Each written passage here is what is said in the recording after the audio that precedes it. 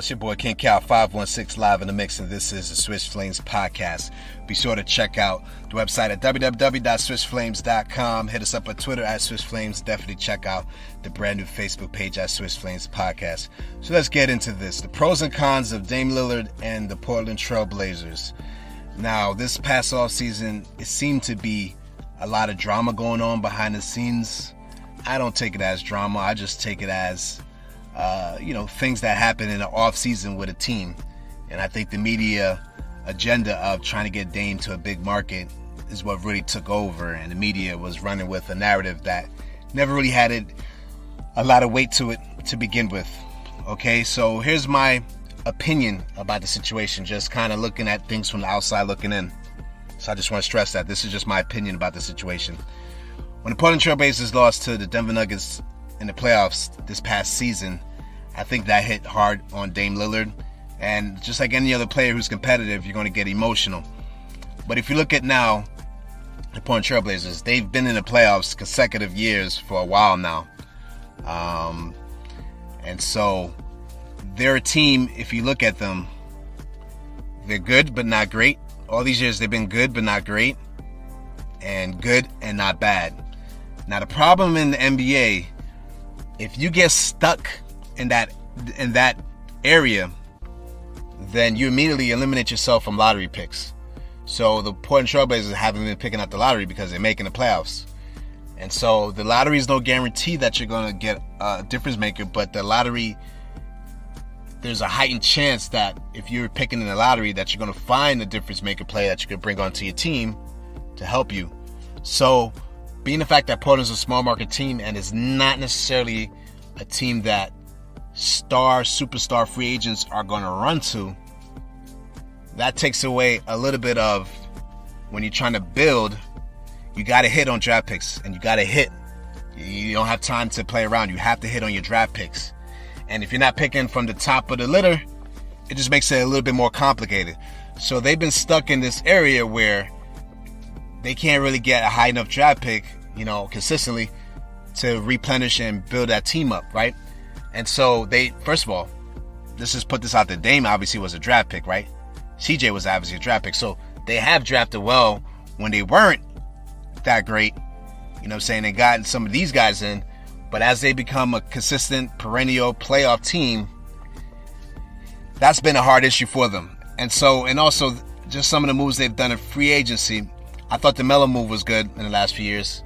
But a lot of their free agent moves, like the Derrick Jones move the season before, yeah, that was so-so. That didn't really move the needle, right?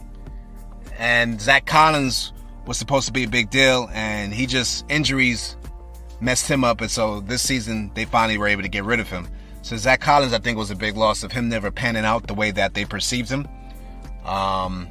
So just from a personnel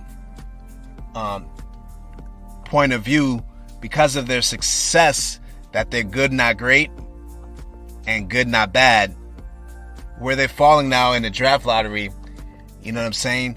They're not giving themselves the best chance there, right? But obviously, the whole goal is to win the championship.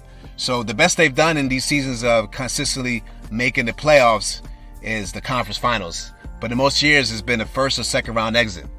So now, back to Dame Lillard. So now if you go to this past playoffs, you lose to a Denver team who didn't have Jamal Murray. Then you see a Phoenix team destroy Denver, and Denver had no chance. That has to just add to the fuel to the fire of being frustrated. And if you're Portland Trailblazers, I want my star player to be frustrated.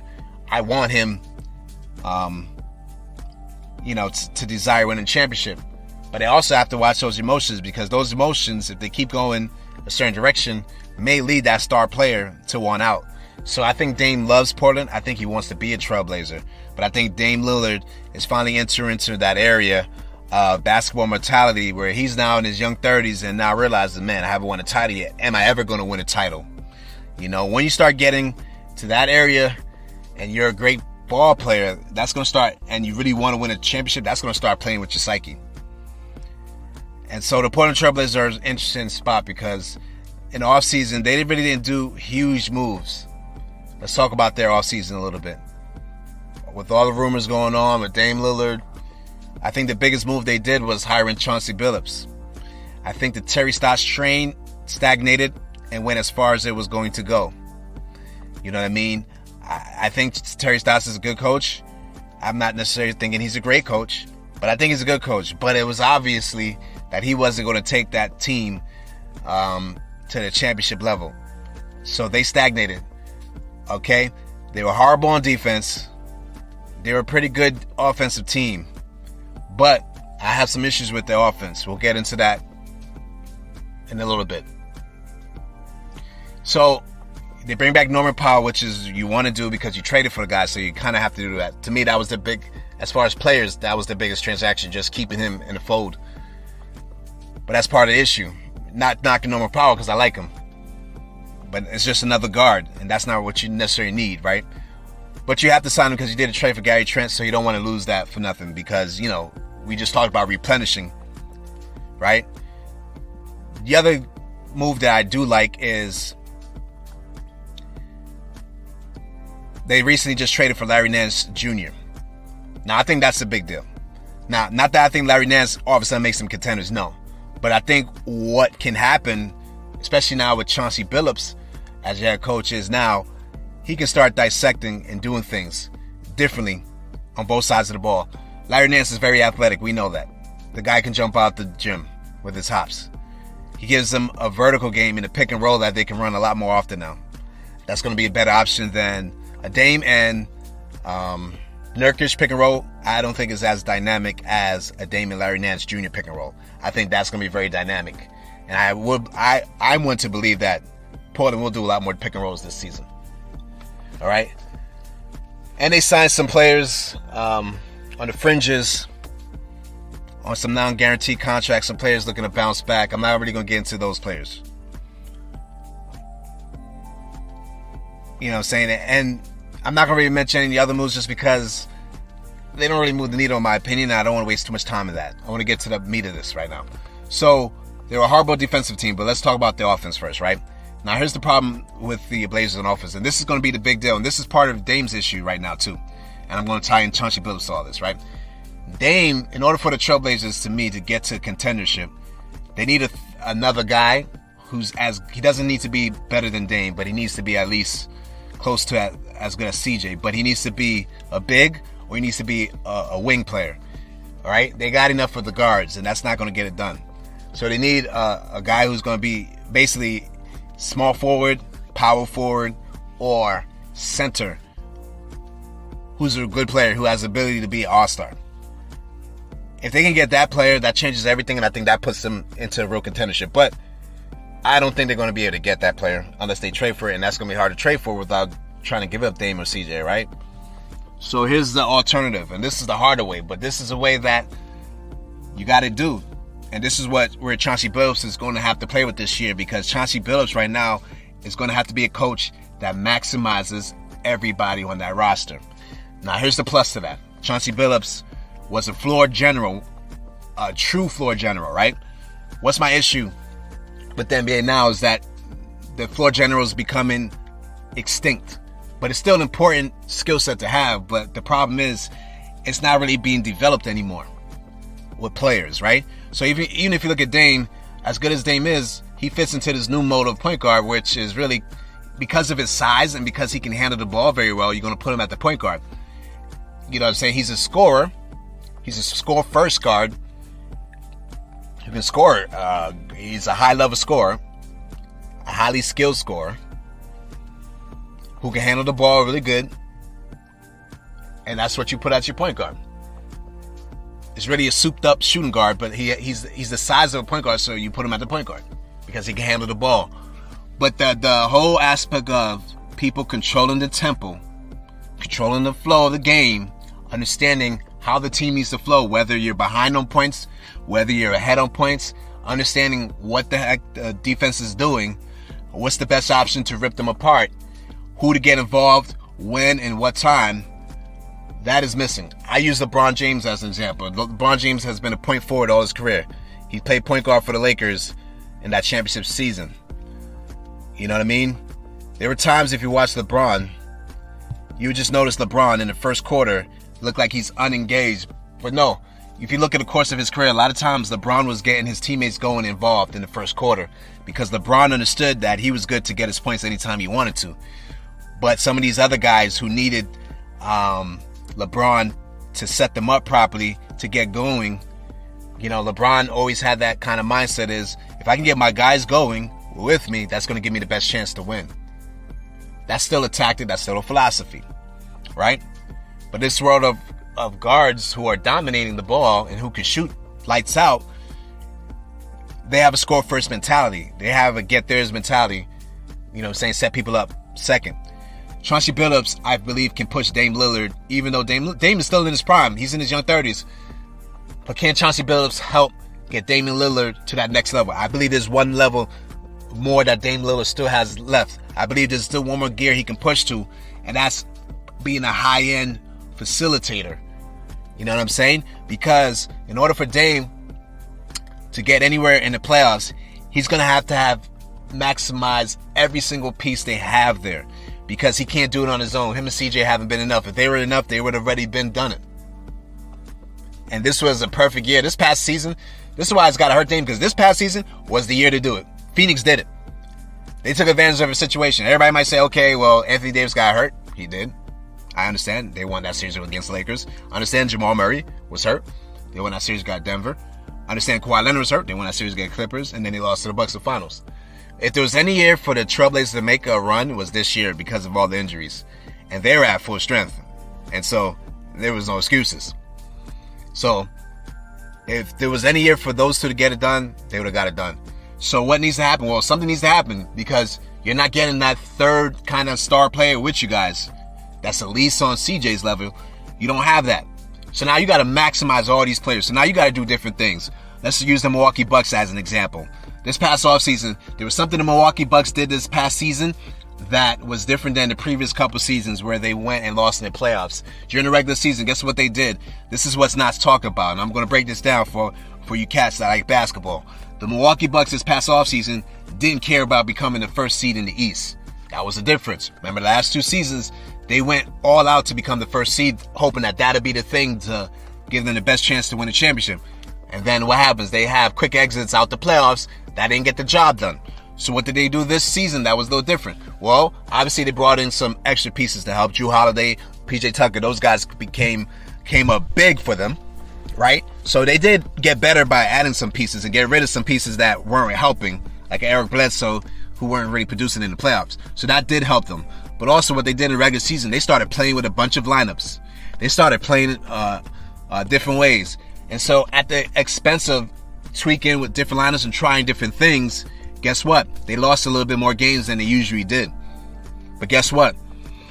Having that versatility helped them in the playoffs to be a little more successful, because the playoffs, you got to be able to play different ways, because sometimes the way you like to play may not be the best way to win, or a team might be defending you very well.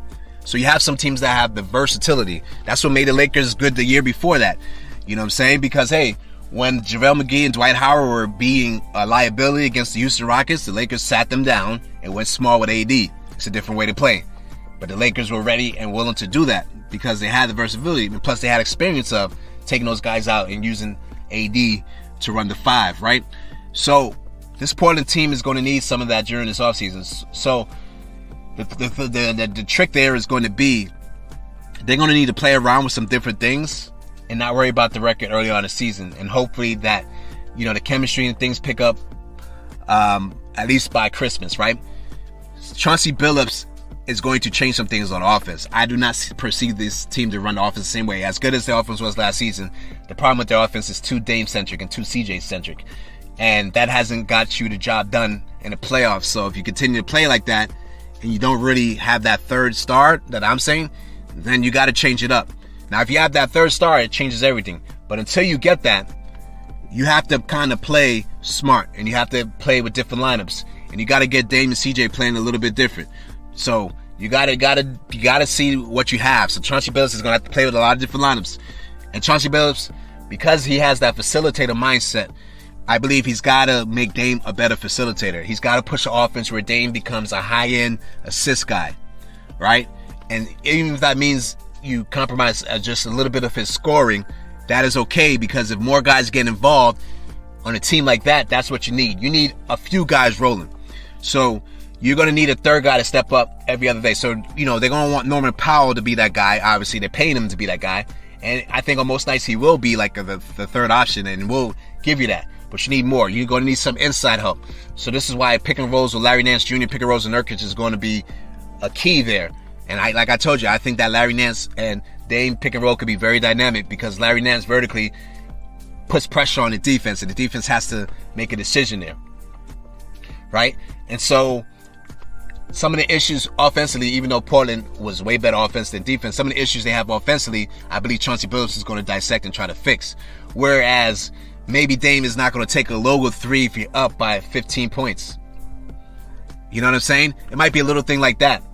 You know what I'm saying? Blazers are a team that kind of blow a lot of leads, because as dynamic as they can be offensively, you know what I mean, they don't play with a high IQ all the time.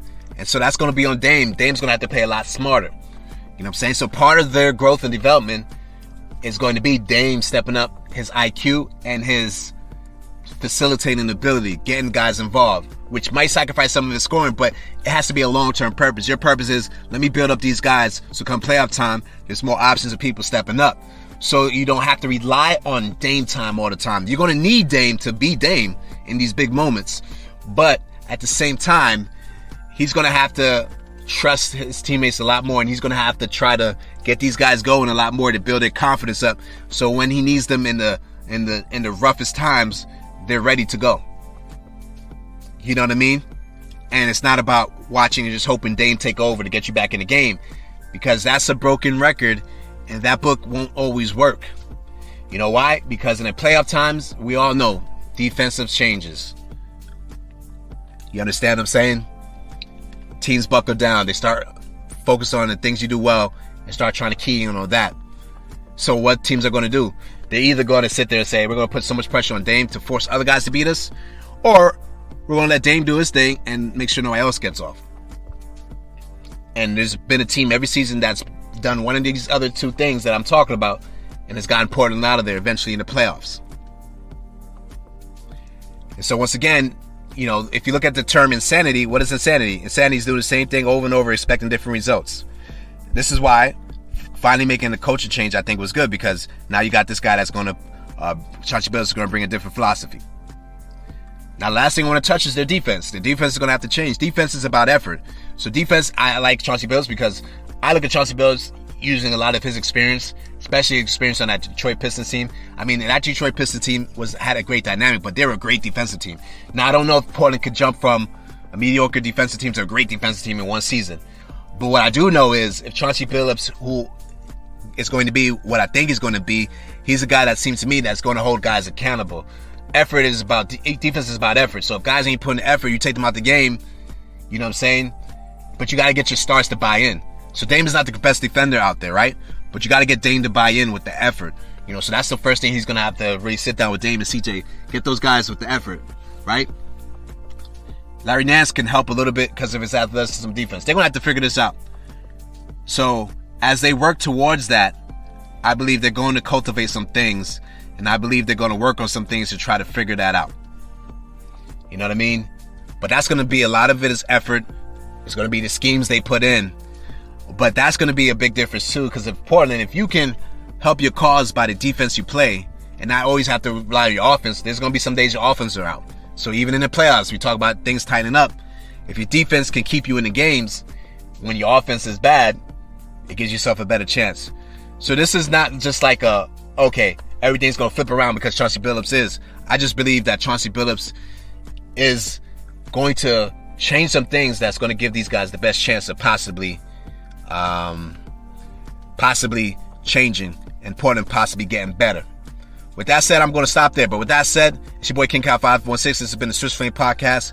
I just dived in a little bit to the Portland Trailblazers. We're going to pick different teams. Let me know what you think about the Blazers and what they need to do this season to get better. Put it in the comments. Hit the like, hit the subscribe. Till next time, it's your boy King Kyle 516. Peace.